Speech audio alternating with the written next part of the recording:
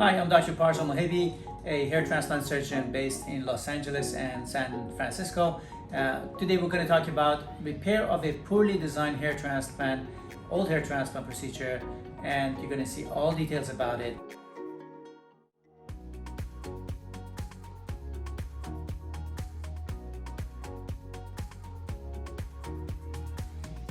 We do a lot of repair hair transplant procedures. Some of these procedures are done years ago when we didn't have access to the current technology.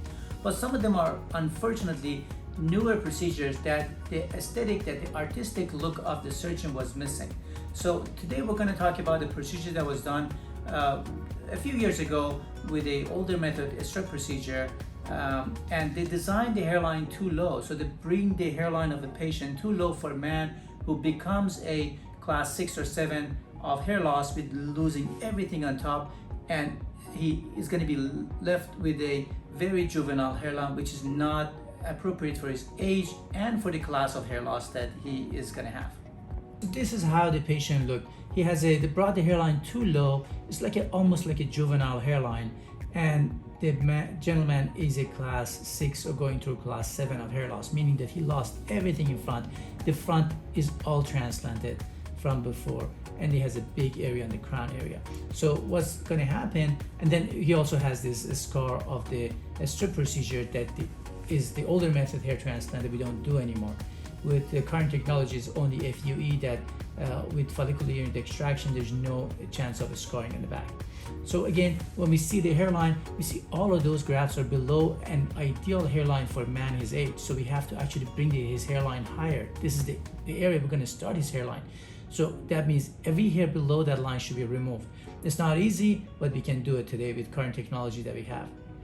So this is right after procedure. You can see that the frontal hair has been removed. We try to remove as much as possible and establish his hairline on a higher level. So this is the new hairline that we designed. We just reinforced whatever he had, we add to it, and then looking from the side and at the top. So we did 2-day procedure. We put 2,000 grafts in front and 2,000 in the back because he already had 2 other procedures in past. His reserve on the back was limited. So we use his beard hair. So the frontal area is all scalp to scalp hair transplant, and on the back we use 2,000 beard hair and transplant them on the crown area.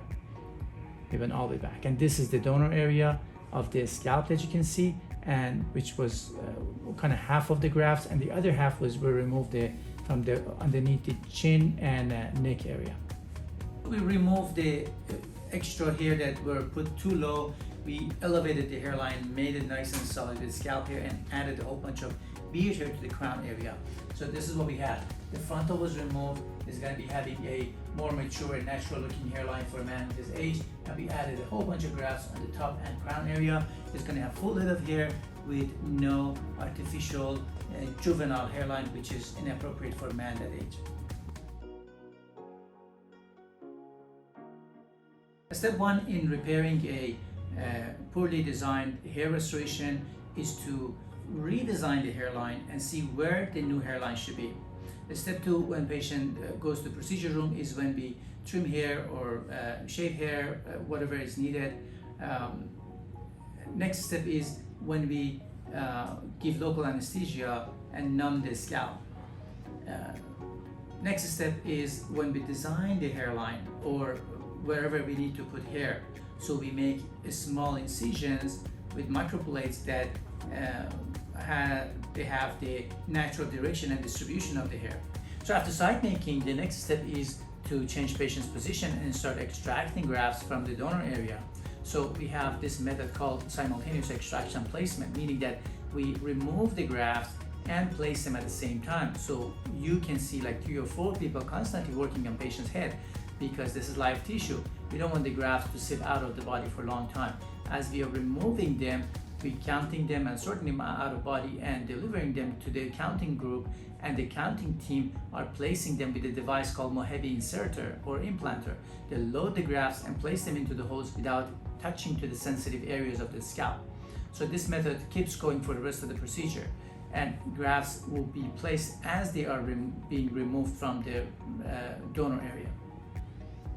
In this particular repair case, one of the steps of procedure is that we have to remove hair from the recipient area, the old hair that has been placed with the wrong design basically. So we have to remove every hair that's below the mature hairline that we are designing for this patient. That is more time consuming than removing hair from the natural scalp, because the angles of hair sometimes are changing, the transplanted hair is not being removed as easily. So after that, patient ends up with small little red holes that will heal in the next few days after procedure, but the hair line will be moved to a higher and more natural location. So the final step is when we do the fine tuning of the recipient or transplanted area and go back and make sure the more strategic areas are filled properly with the right number of grafts and with a good density. I hope I was able to answer your questions about repairing of an old hair transplant procedure or poorly designed hair transplant. If you have any other question, be sure to leave a comment and we will get back to you, or follow us on our social media and subscribe to our YouTube channel to know and learn more about the new techniques of hair restoration.